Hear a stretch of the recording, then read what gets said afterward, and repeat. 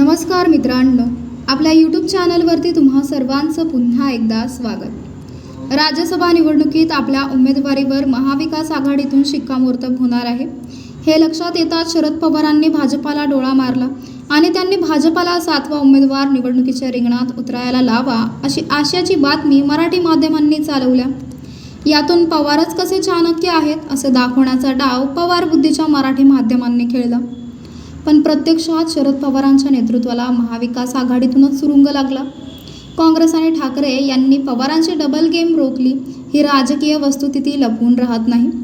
कारण शरद पवार महाविकास आघाडीचे एकमेव उमेदवार म्हणून निवडून येणार आणि नंतर भाजपाला डोळा मारणार हे सांगायला फार कुठल्या मोठ्या ज्योतिषांची गरज नव्हती। पवारांनी भाजपाला डोळा मारणे ही घटना देखील नवी नव्हती। वास्तविक पवार महाविकास आघाडीत राहून काँग्रेस आणि शिवसेनेला पोखरत भाजपाला कायमच डोळा मारत राहिले होते। काँग्रेसचे नेते अदानी आणि अंबानी यांच्या विरोधात जोरजोरात बोंबा ठोकत असताना शरद पवार मुद्दामून अंबानींना बारामतीत बोलावून काँग्रेसला खिजवत होतेच। पण पवारांचा खरा राजकीय इतिहासाचा आहे की ते कधीच काँग्रेसच्या केंद्रीय नेतृत्वाच्या समोर लढताना जिंकले नाहीत। काँग्रेसच्या केंद्रीय नेतृत्वाने पवारांना कायम बॅकफूटवर ढकलले, पवारांचे मनसुबे उधळले। पंतप्रधान नरेंद्र मोदींनी पवारांना कितीही मानमत्ता देऊन काँग्रेसच्या केंद्रीय नेतृत्वाला खिजवले, तरी काँग्रेसचे केंद्रीय नेतृत्व पवारांच्या सारख्या प्रादेशिक नेत्यांपुढे दबले किंवा झुकले नाही।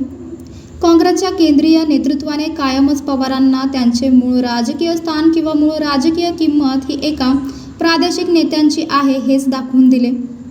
म्हणून तर काँग्रेसचे महाराष्ट्र प्रदेश प्रभारी रमेश चेन्नीथला यांनी थेट उद्धव ठाकरे यांना फोन करून काँग्रेससाठी राज्यसभेची जागा सोडा आणि तुम्ही विधान परिषद घ्या अशी ऑफर देऊन शरद पवारांचा राज्यसभेचा पत्ता परस्पर कापला। रमेश चेन्नीथला किंवा काँग्रेसचे अन्य नेत्यांनी शरद पवारांना फोन करून त्यांची इच्छा विचारण्याची साधी तसदी सुद्धा घेतली नाही। कारण या सगळ्या राजकारणामध्ये विद्यमान विधानसभेची आकडेवारी लक्षात घेता काँग्रेस किंवा शिवसेना यांचा खासदार निवडून येणार नाही हे खरे की पुन्हा ते या दोन्ही पक्षांच्या नेत्यांना माहीत आहे हे सुद्धा खरे। पण तरीसुद्धा काँग्रेस आणि शिवसेनेच्या नेत्यांनी शरद पवारांच्या राज्यसभा एंट्रीला रोखून त्यांना त्यांची खरी राजकीय किंमत दाखवून दिली।